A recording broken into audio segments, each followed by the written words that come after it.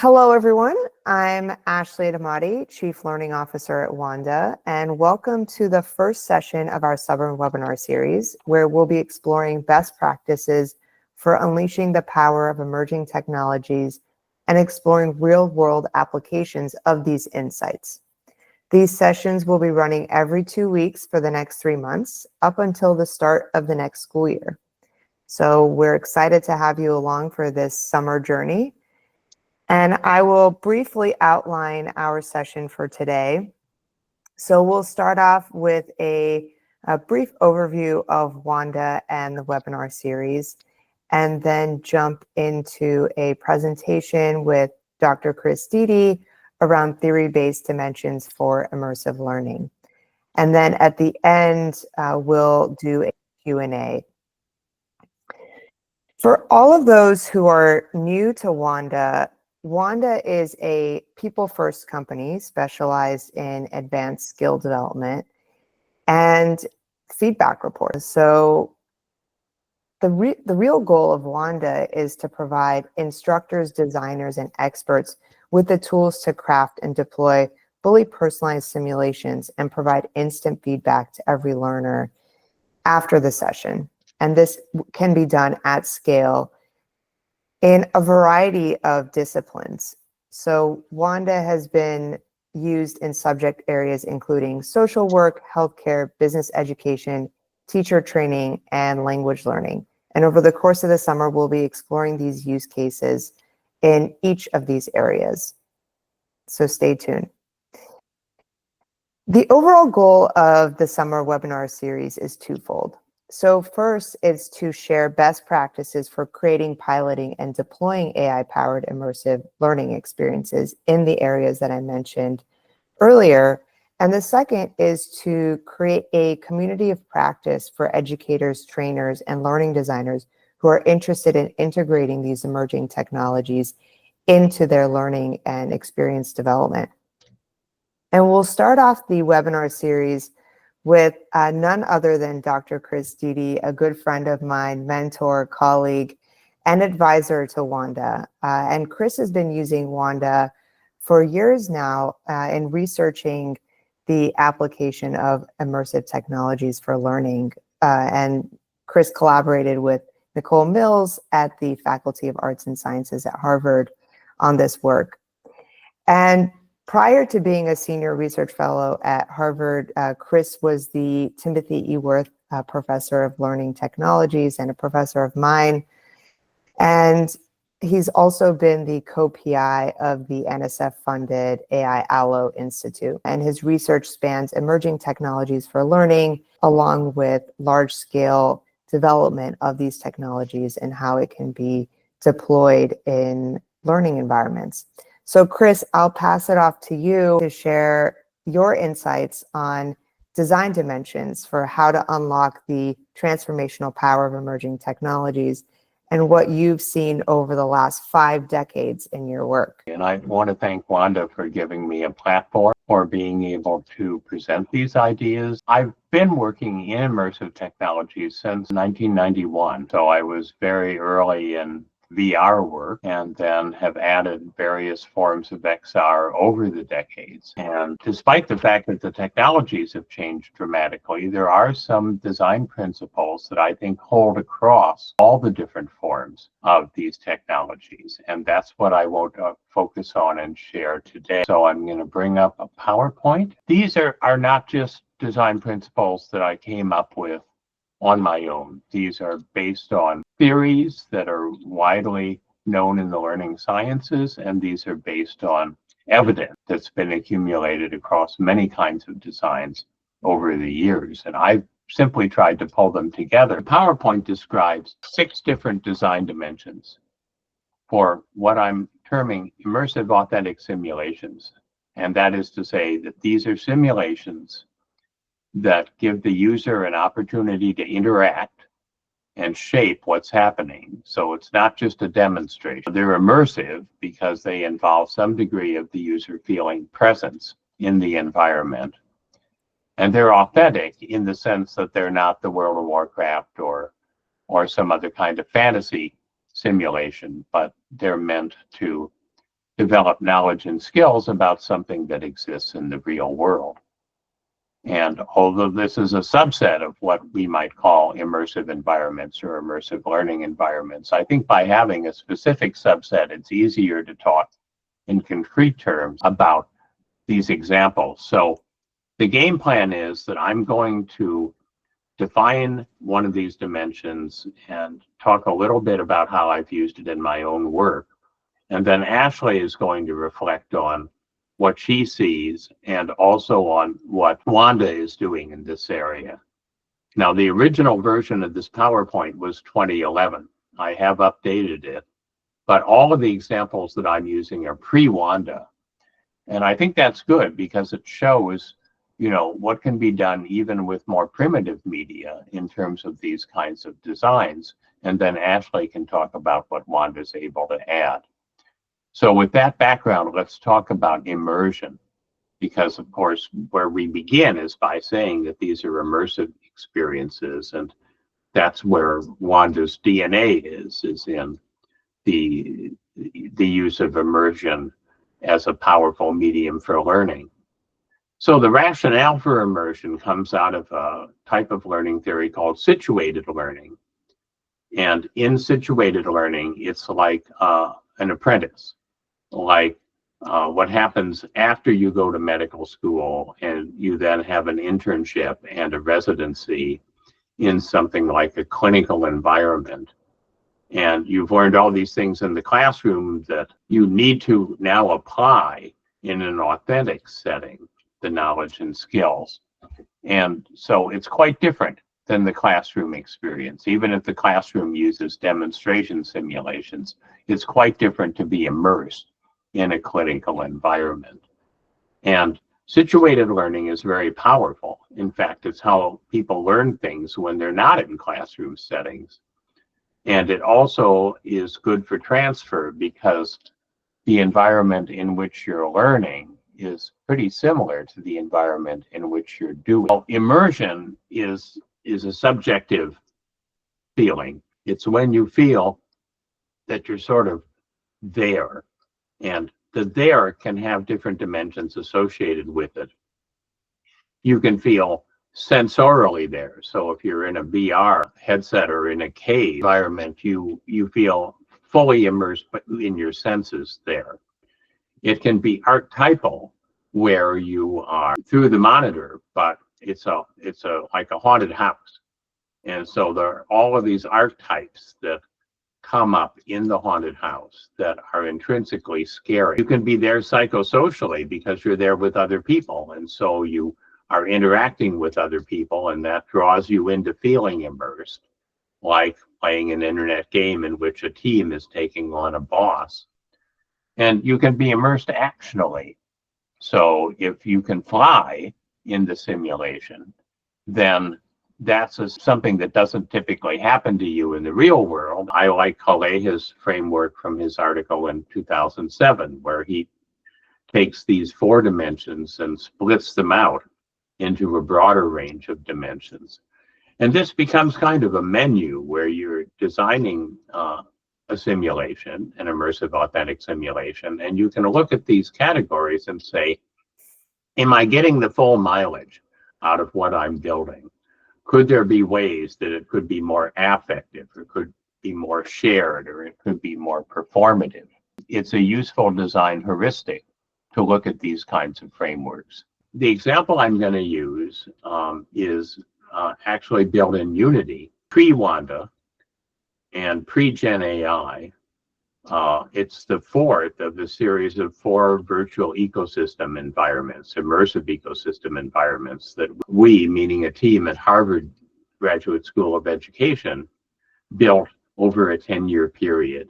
And EcoMod is designed for 3rd graders. So you both, as a 3rd grader, enter and explore an immersive ecosystem, acting as an ecosystem scientist. And then you have access to a second immersive environment, a programming environment, in which you can do computational modeling of the things that you've experienced in the immersive ecosystem. And the ecosystem is authentic. It stretches over a period of 14 years. So you visit it 4 different times during those 14 years. And you see the ecosystem first in its original state, and then you see what happens when beavers move into the ecosystem and dramatically change it. And then based on what the beavers did, you see what happens when woodpeckers move in and again dramatically change it. These are what are known as keystone species in shaping ecosystems. And there's a lot of different kinds of activities that you can do. You can become the beaver or become the woodpecker and see things from that perspective. You can look at a large-scale map and explore all the different parts of the ecosystem.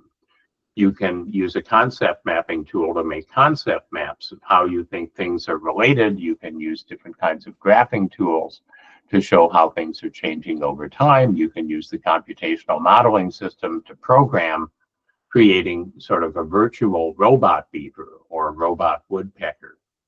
And so all those forms of activity are immersing. And the perspective taking, in particular, becoming the beaver or becoming the woodpecker, is important in learning because it allows you a bridge between creating the program and just seeing the beaver with externally from the outside within the ecosystem. So we're drawing on all these different kinds of activities in order to promote these different kinds of immersion: spatial, perspective taking, activity based, archetypal, sensory, and so on. And EcoMod was very successful. You can see the website on the Harvard Graduate School of Education under a broader category called EcoLearn. And there's lots and lots of research papers that document how the immersive design ended up being powerful in terms of learning. So Ashley, before we go on, I just wanted to stop and ask if there were things that you saw here that reminded you of work that's going on in Wanda.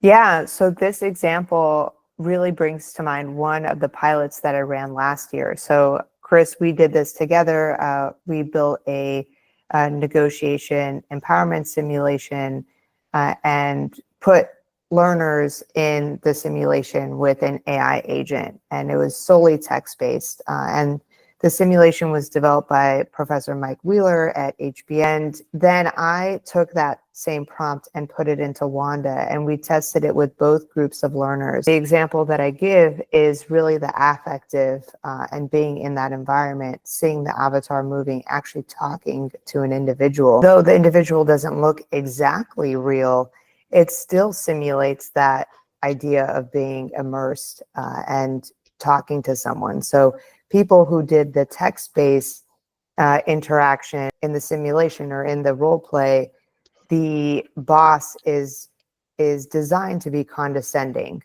and to say, you know, you got lucky with that deal that you closed. And people didn't really mention feeling offended or, you know, hurt when that was said in the text-based simulation. And yet in Wanda, a lot of people mentioned being offended or hurt, or they really felt an emotional reaction to the boss who was being condescending. And I think that really illustrates the affective element of being immersed in a 3D space where you're looking at a quote unquote person or avatar that you're interacting with. And so I think that's an example that resonated with me a lot given our work in negotiation. I think that's a really good example, and it illustrates that if you are good about your design in terms of using these principles for immersion, that there's a suspension of disbelief.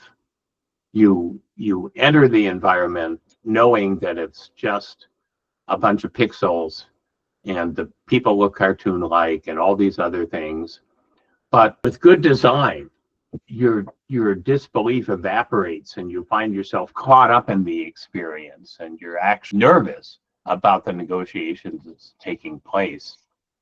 So that's a place to start, but I don't want to imply that immersion is equivalent to learning. It's not necessarily true. And authenticity versus magic as the next design principle is an illustration of that. So some of you may remember about 10, 12 years ago that there was a popular video game called Spore. And in Spore, you were able to start with one-celled organisms and evolve a whole evolutionary sequence of different kinds of organisms that build up to a civilization. And it was a lot of fun for people of different ages. It sold very well. And I had no problem with that, except when they decided to say, well, we can make even more money if we claim that this is educational and we say that kids in biology class should be playing. That was where the issue of authenticity versus magic comes in, because in fact, Spore is based on fantasy biology. It's not based on how biology really works. There's nothing new about this. Pokemon is also based on fantasy biology. And if you're just doing entertainment, that's fine. You can get more engagement, you can get more immersion faster by making these things magical. But then from a learning perspective, you're actually doing damage. Because now if you want to learn how genetics works, you have to unlearn the fantasy biology and learn real biology. So as a check on immersion and engagement, but very important in developing learning environments, is staying true to the actual validity of how things work rather than making them magical. And so how do you do that? How do you keep the immersion and the engagement, but have them be authentic? Well, I'm going to go all the way back now to about the year 2000, 25 years ago, when I and others worked to build an environment called River City, which was a way of learning about history and epidemiology, where you'd go back in time about 100 years. And kids loved it because the least knowledgeable middle school student today knows more about disease than the most knowledgeable expert 100 years ago. And so they were sort of instant experts when they went back to River City. But the medium itself was very crude. I mean, this is right at the beginning of video games. And so even though we chose the best system that we could find, it was very primitive. And to make it authentic, what we needed to do was to build many instances of the same thing. So we had to do completely different worlds that represented the different seasons so that students could see how things changed over the seasons.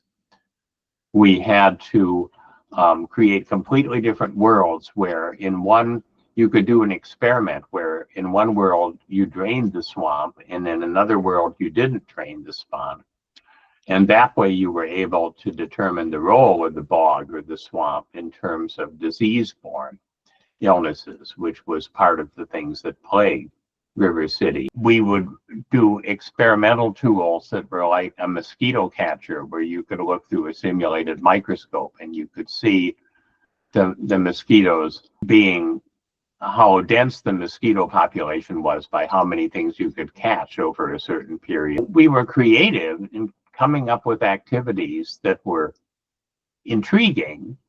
The bog appears, the bog disappears, the seasons change, the mosquito catcher grabs mosquitoes, but they were still authentic. They weren't magical. They were the kinds of things that epidemiologists might really do. And I think that kind of creativity is really important in keeping validity, but not undercutting immersion too much, not undercutting engagement too much, by finding ways of making the valid things fun. Again, Ashley, does this bring to mind some of the things that people who work in Wanda are doing? Yeah, so when designing with Wanda, we always recommend that instructors start with their learning goals and learning objectives in mind, because People have a lot of ideas about what might be very cool or interesting for students to do, but at the end of the day, if it doesn't support the objectives of the class or the learning goals of the instructor, then it might fall flat in the student's face. They might experience that awe or interest in that moment, but might not know what to take away from that.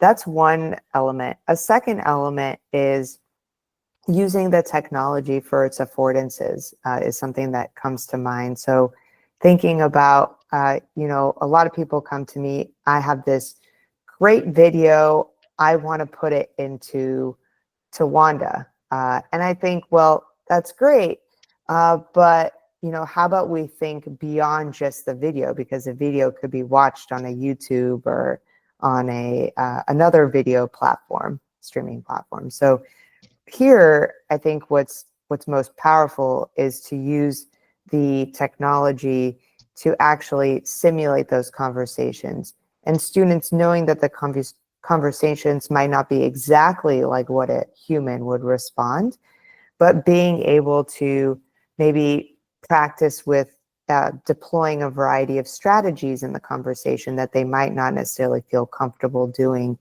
in real life. So how can we replicate real life scenarios in an authentic way in these simulations without necessarily deviating too much from students thinking that this is going to be exactly what a conversation with a human might look like. So developing that adaptability. That's a really good example. And I want to stress that I'm using work that's pre-Wanda, but would be much more powerful if I were rebuilt somehow in Wanda. In River City, you basically had a forced choice among questions you can ask the residents, and the answers were always preset and never changed. To have Gen AI available to allow true conversations would greatly have deepened EcoMod and River City in terms of the potential learning. The characters were very cartoon-like. Fully suspending disbelief was challenging, even though we used a lot of immersion strategies. The range of avatar bodies and rich context that's available in Wanda really, again, would have made these much more powerful. So having media that are designed themselves to take these kinds of design principles into account really is going to advance the field. So what about the role of the teacher? That's another important part in looking at this issue of immersive learning environments. So the student's role, to start there, in EcoMod or in River City or in the other environments I'm going to mention, is inside of the environment. They're the ones that travel back in time. They're the ones that work together as a research team to collect different kinds of evidence. And then they come back to the present and they meet outside of the virtual environment in the present and try to make sense of what they found and try to make a plan for what happens when they go back into the virtual simulation. The teacher's role is different. I believe that these kinds of immersive environments are much better for learning if the teacher is not in the environment. The teacher is not going back with you in time. The teacher is not going into the ecosystem with the beaver. The teacher is outside. And that might seem, well, wait a minute, couldn't the teacher be wandering around inside of the environment and helping? Well, that can be distracting, and that kind of breaks the suspension of disbelief to have the teacher inside of there. Instead, what the teacher can do is say, well, you have to tell me what happened. I wasn't back there with you. And so the students have to explain, which is very good for their metacognition. And the teacher can plead ignorance and say, well, when you talked to the resident, did you believe them? What did you think about their theory of why they were ill? So it opens up for the teacher very natural ways of having dialogic interactions with students in which they're asking the kinds of questions that are very helpful in terms of building inquiry. And the metaphor that we use, because the Matrix was a big movie about the time I did this presentation originally, was the Matrix. That Neo and Trinity are like the students. They go in and out of the Matrix, but Tank is like the teacher who stays outside, but who learns from them and who supports them when they're inside of the Matrix. Now, you might say, well, that's okay for the teacher, but what about when the students are learning from each other? What about when it's participatory learning? What about when it's peer tutoring of different kinds? What if you're using what's called jigsaw pedagogy, in which each student has a different role, each student collects different data, and then they have to combine that data in order to get the whole picture. And those are all things that we did in these different immersive simulations. Those kinds of pedagogies and those kinds of approaches to participatory learning are fundamental to all the things that I've built over my career.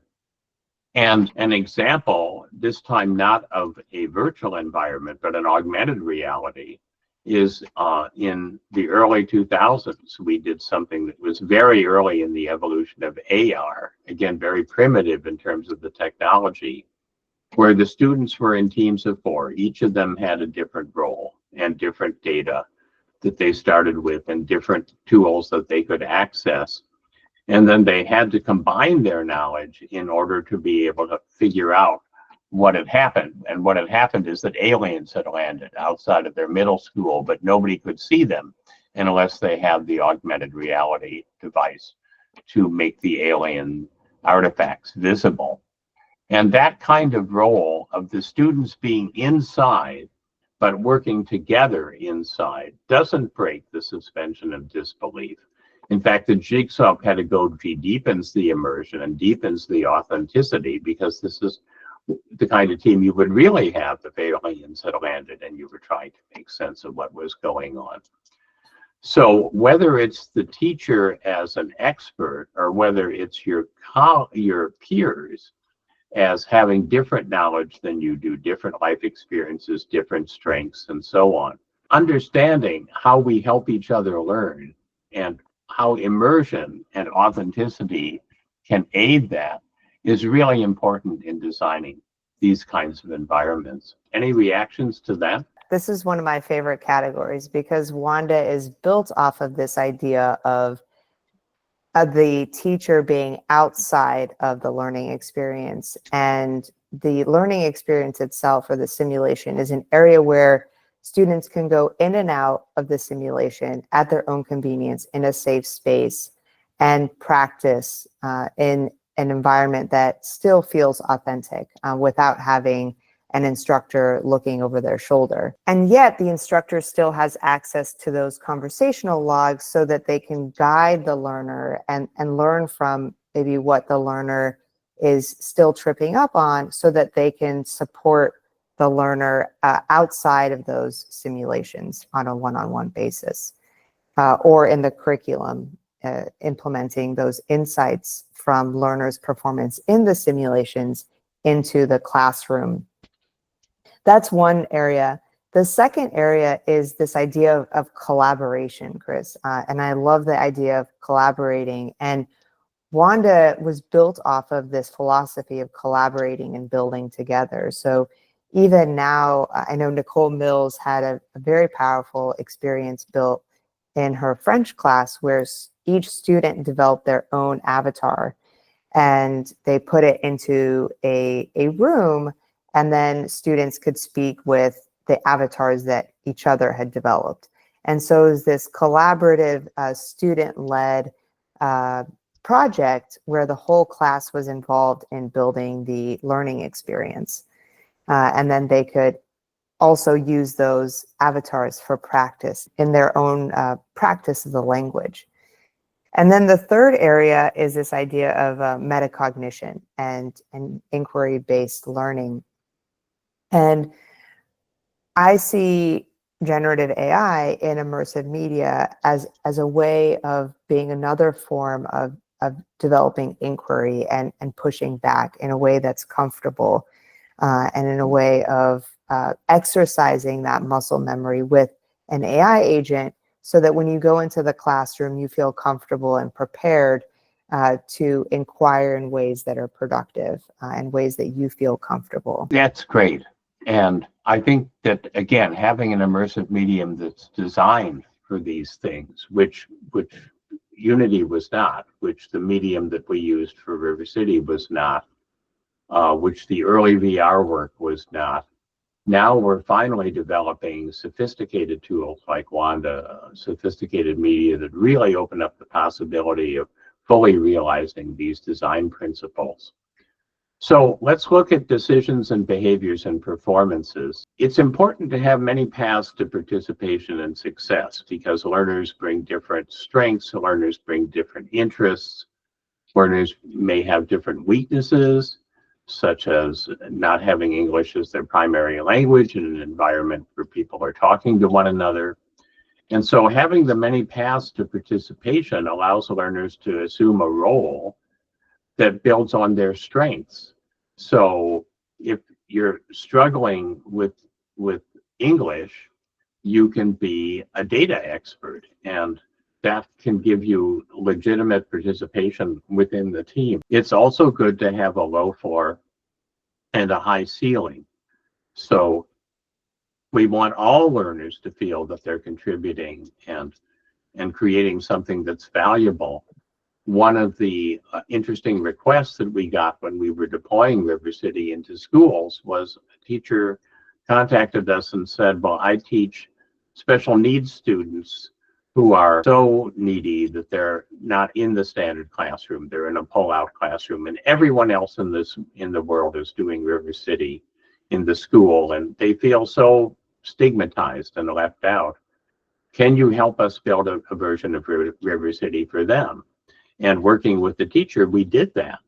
And the students felt so proud of the fact that they were also doing River City and that they were also genuinely learning within River City. So designing for different kinds of personas of students that have different strengths, different interests, different weaknesses is very useful in making sure that you can really truly be helpful for all learners.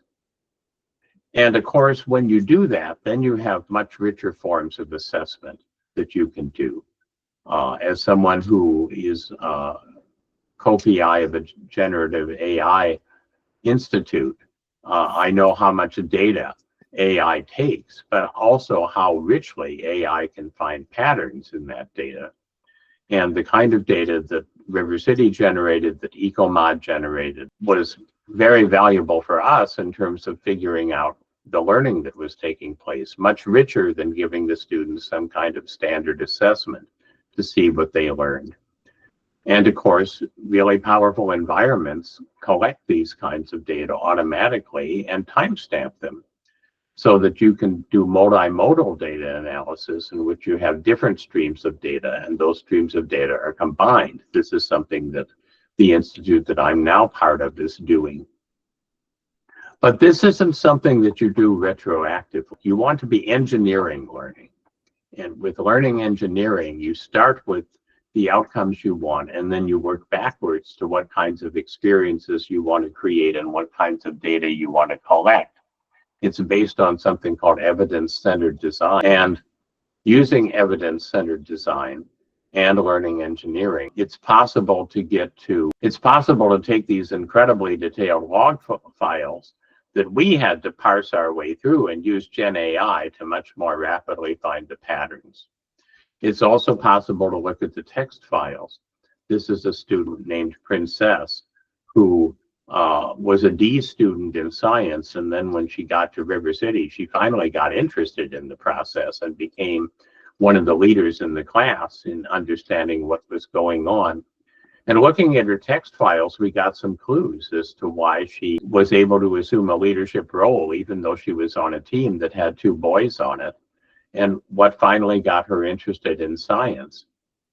So the more things you can design to collect data, we had an online notebook in River City so that instead of taking paper notes, the students took notes online, and that way they were digital notes and we had access to them and we could figure out what was going on.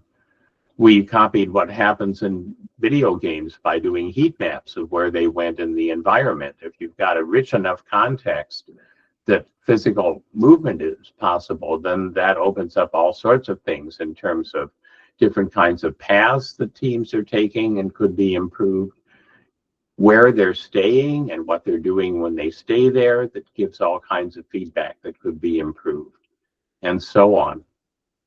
So the more richly you can think about engineering the learning that's taking place using evidence-centered design, starting with where you want to be and working backwards, the more kinds of behaviors and decisions you can build into the system, the richer the data that comes out that can then be fed into, in our case, learning analytics, and in the case of Wanda, more powerful forms of machine learning and generative AI, natural language processing, that really can yield very rich outcomes. Yeah, so on this note, Chris, one area that you mentioned was about personalizing the learning to the students' needs. And I think with a platform that allows you to customize so quickly in Wanda, that's really kind of the bread and butter. So you can create a simulation or situation, and then you can easily make some tweaks, whether it be the identity of the character or the prompt. And then you can have a completely new simulation, which maybe aligns more with a certain student's profile or a certain student's needs. And that way you can really quickly create programs that are tailored to the unique needs of the different students that might be in a student body.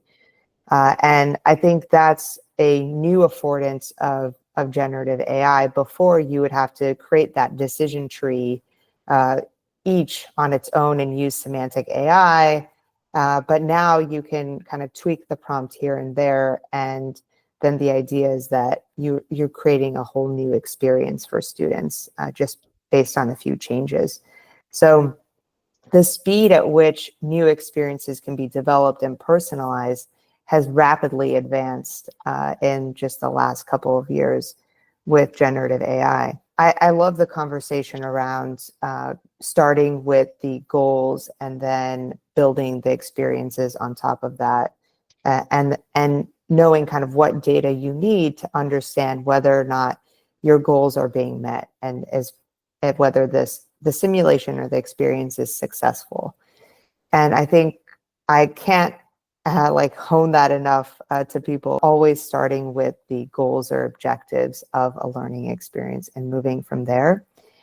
And another thing that I wanted to mention with this generative AI is that we've talked about this, Chris, in terms of having a flow of a conversation in mind before you start. So kind of idea of what does a good conversation look like? What does a good conversation not look like? And how do you prompt for that instead of starting your prompt not knowing kind of the end result that you're looking for?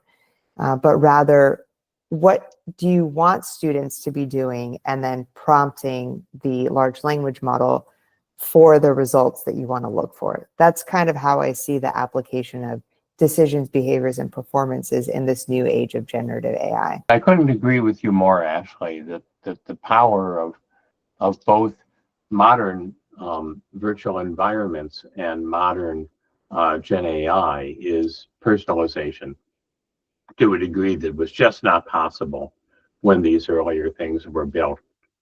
I'm watching the time, and I want to make sure we have an opportunity for questions. So I'm going to skip over engagement, but we can, I'm happy to share the PowerPoint with people who are interested, who would like to know what I would have said about that.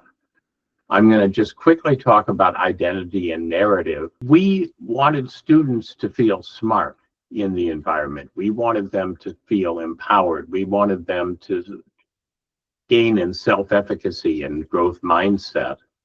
And so in these different environments, we tried to maximize student voice and choice in terms of taking on different kinds of identities. And while making those identities authentic, you're not Batman. Nonetheless, making them roles that are very desirable in the real world. And an example is River City's mayor. River City's mayor is a woman, which isn't completely authentic to history, but we felt that it was important as a kind of an empowerment strategy. And she is the person that you report to in River City. And so the environment is structured in a way that tries to say to empower people into saying, even though I'm a woman and I've been told that I'm not good in math and I've been told that science is not for me, I'm really succeeding in River City. And what's more, it's a woman that's commissioning all this and that's making all of this possible. So that is an important aspect to design for students' identity and to design the identity of your agents and avatars and in the environment to reinforce where you want to be going. So I'll just wrap this up and then we can talk in general. One of my favorite book covers comes from the 1970s. It's about a very interesting book called Girl Escher Bach, in which the author argues that a musician, an artist, and a mathematician all were basically doing the same thing in their own media. And the author carved these wood representations where, depending on the direction of the light shining through it, you get a G, a B, or an E, but they're all the same thing. So it's a visual representation of this. And I think that even saying that there's 6 dimensions to design, and of course there's more, I'm trying to give you a sense of the 6-dimensional artifact that you're creating, that you can shine a light through it in different directions and say, well, here's where I'm working with immersion, here's where I'm working with identity, here's where I'm working with assessment and engineering. And the goal in my mind is to use immersive authentic simulations to transform education. That as long as we're teaching to standardized psychometric summative tests, we can't really transform the curriculum. And the immersive authentic simulations open up a sort of a transformational alternative. This is an optical illusion. You can see an old woman or you can see a young woman. And if you need a hint, the young woman's face is turned away. So with the same medium, with Wanda, with Unity, with any kind of a simulation system, you can build something that's very industrial and closed-ended and unmotivating and do as you're told approach, or you can build something that's open-ended and exploratory and engaging and wonderful. And the design principles are what saves you from the old person and opens up the possibilities of the young person. So I've raced through a whole bunch of material that could easily take a semester in terms of teaching a course on it. If you're interested in more beyond getting the PowerPoint, I have a website that is just open and available that has a lot of archival material on it. I hope you'll consider taking a look at that and drawing out ideas. All of the projects that I described are part of it. And with that, Ashley, I'm done with the presentational part of this. For me, it's very interesting to see that principles that applied 10 plus years ago still apply today, even though the technologies have advanced much farther and look different. But still at the core, these foundational principles or dimensions are paramount for developing powerful, immersive learning experiences. Okay, so Sean has said, always a pleasure to hear you present, Dr. Dede.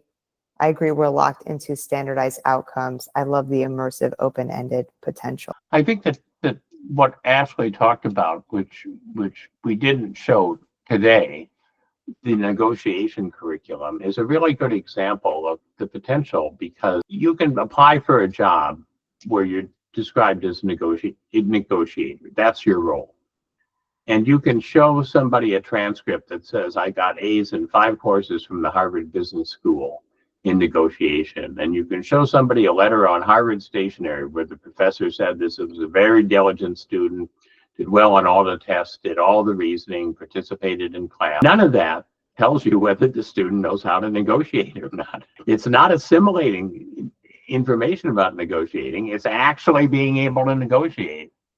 And the performative aspect of these immersive authentic simulations that are possible in Wanda and other kinds of environments really opens up a kind of a guarantee of performance skills that I think is potentially transformative for education, because it's what people really want when they're making important decisions like who to hire. I agree, Chris, and I could give a story about one of our pilot participants who mentioned going through the simulation and then coming out and feeling much more comfortable and not even realizing that, you know, there's an opportunity to negotiate with the school principal for picking up their child when, you know, they didn't understand the cultural, you know, some of the cultural rules underlying in the US. This was an immigrant who just arrived a couple months earlier, and they didn't kind of understand the cultural rules. But after going through the simulation that we had created, then had an aha moment and realized that they could negotiate with the school principal, and then asked me if there was a certificate for going through the experience, to which I responded, you know, your successful negotiation with the school principal is the certificate. You walked away with skills, and now you're able to kind of implement those in a real life scenario, which is kind of the best thing that you could walk away from a simulation with, is feeling comfortable doing that in real life. I appreciate, Erin, your question in the chat about multimodal. And while our National AI Institute does some multimodal things, there are other National AI Institutes that are very heavily looking at multimodal data streams and how to combine them and how to reach conclusions. From the point of view of design, it really depends on the task. So if you want to become a really high-level negotiator, absolutely you want multimodal, because you're not just listening to what the other person is saying, you're listening to how they're saying it. They're looking at their body movement and their posture and their gestures and all the nonverbal communication that's going on. You want a very high bandwidth experience.